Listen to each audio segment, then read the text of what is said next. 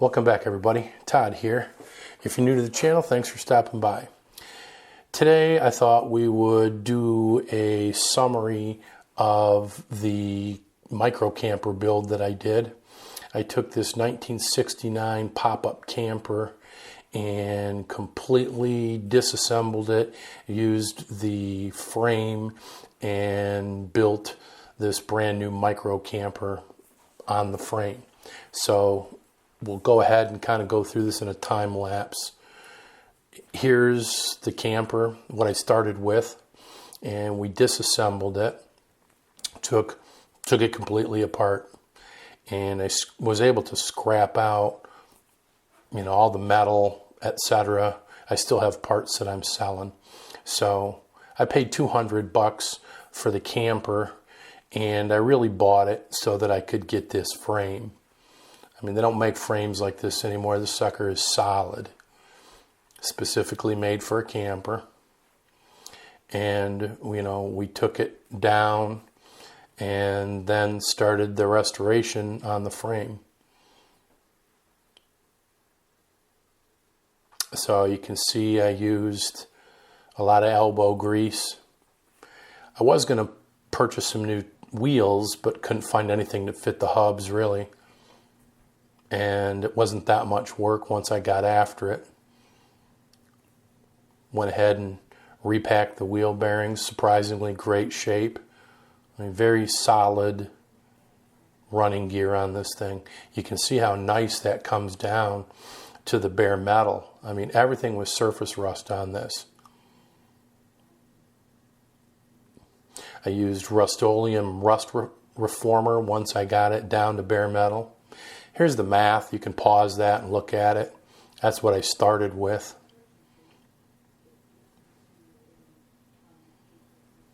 Of course, rewired everything for sure. Then I used 2x3s to build out the frame. We went ahead and primed them and put 2 coats of porch paint.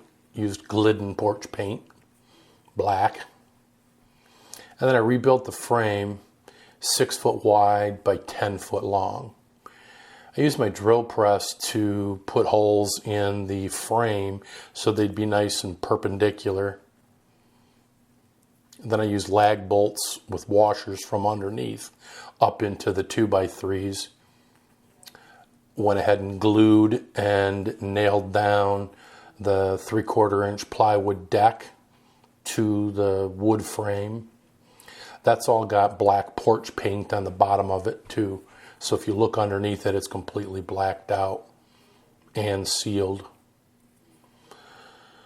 So then set about building the wheel wells, plywood. Everything got primed and painted with, again, that Glidden porch paint. I used construction adhesive to put everything back together, along with some nails.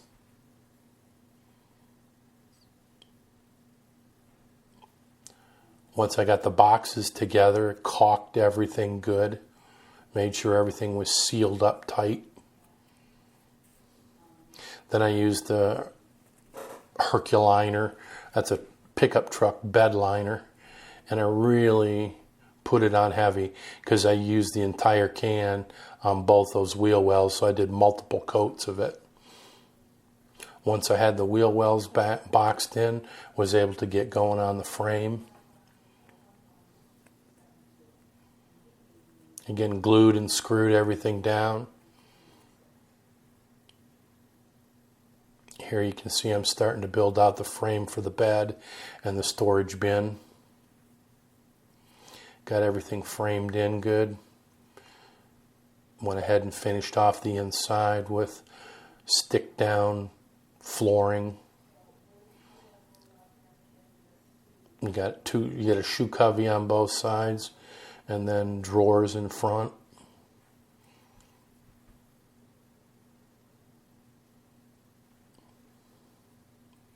That's worked out very well. Just some pine fronts on them that I made from select wood. Here's the the bed, 3/4 inch plywood. Got it stained up good with multiple coats of urethane on it. Tried to do as much of it ahead of time as I could. Again, the full build, I've got the full build that you can watch.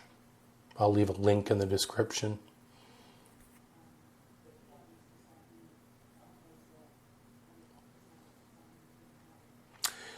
These are the nightstands next to the bed. And then we began on the walls. I used 2-inch thick styrofoam, made templates to cut the styrofoam down, built a assembly table out of plywood, out of 2x4s and sawhorses. Here I'm building the front wall. You can see the tools and materials I'm using. I'll put a full description and links to all the tools that I used. That's a wall covering perforator that allows you to put holes in it so that your glue goes right into the styrofoam rather than just smearing on top of it. Then here, as we began to build these out, used the table to sandwich things together. You can see the cleats on each side. So I pushed it together hard and then cleated it, and we used paver stones as the weights. Worked out great. You just have to take your time and go piece at a time. Everything was templated out, so before I cut anything, you template it out, make sure it's all good. Then I dry fit everything as we go. You can see that the styrofoam fits against those 2x2s. Here, you're putting blocking in every place that you're going to need to screw something into later.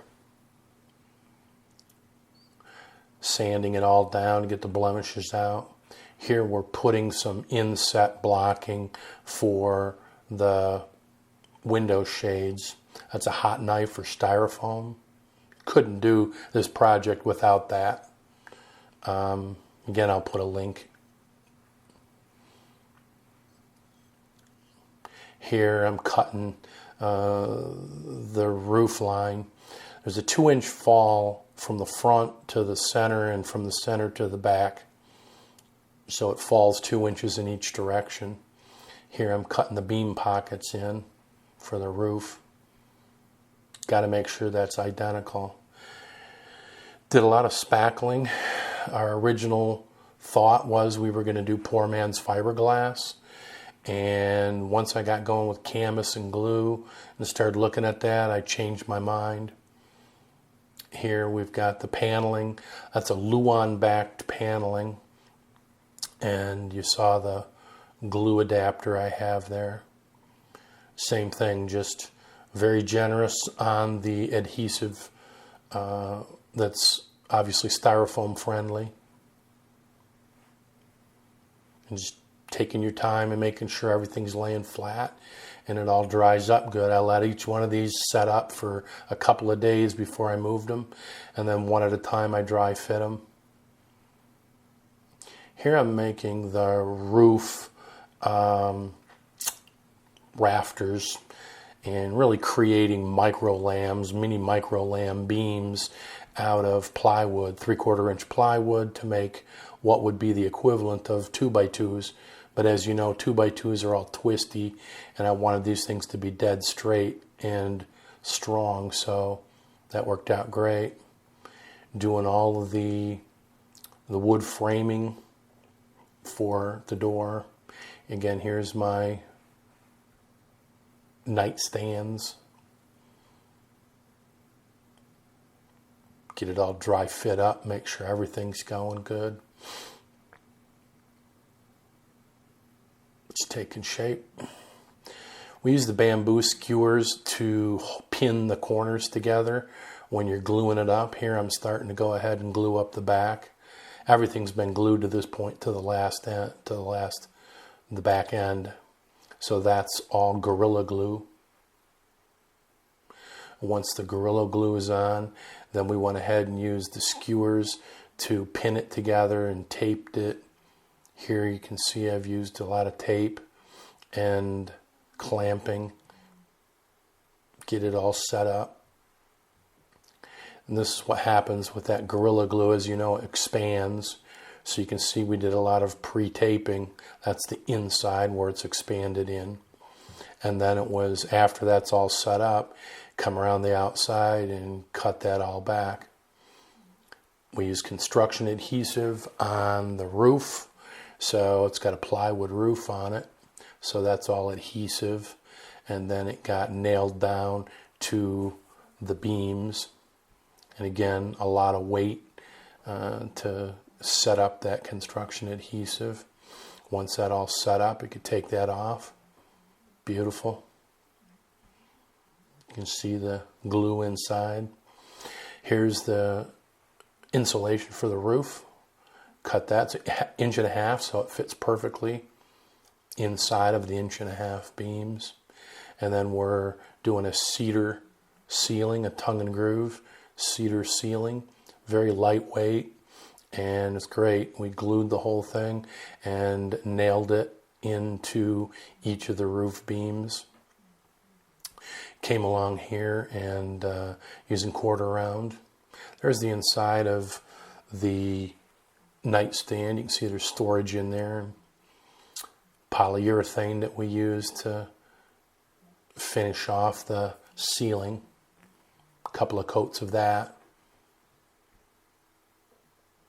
Super nice. Yeah, there's how much clearance I have. It's a 7-foot garage door. Went ahead and sanded the roof and then got a good coat, good solid coat of primer. Now here, I'm basically using spray foam, and you work that almost like Bondo, and then you can go ahead and fill in any gaps and holes. It won't expand. It fills in that foam, so you're filling your holes in. Again, I was going to do poor man's fiberglass, but there's just too many blemishes. I did a test project, and the outside of this thing would have looked horrible.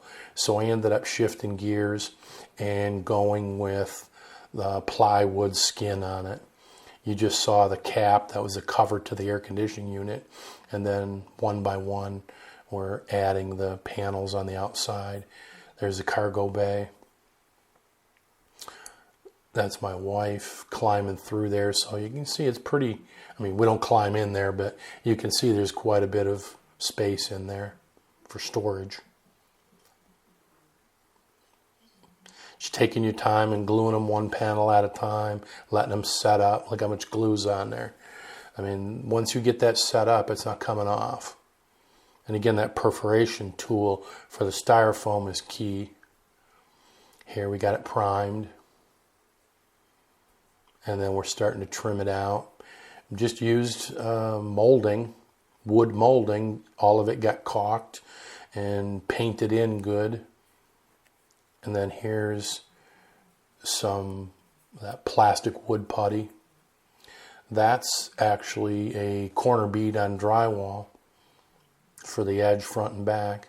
Here's the Glidden Premium porch paint. This is the red color that we used for the accent color. It got many coats of paint. We used the green tape there. They call it frog tape. Comes off really well for painting lines and stuff.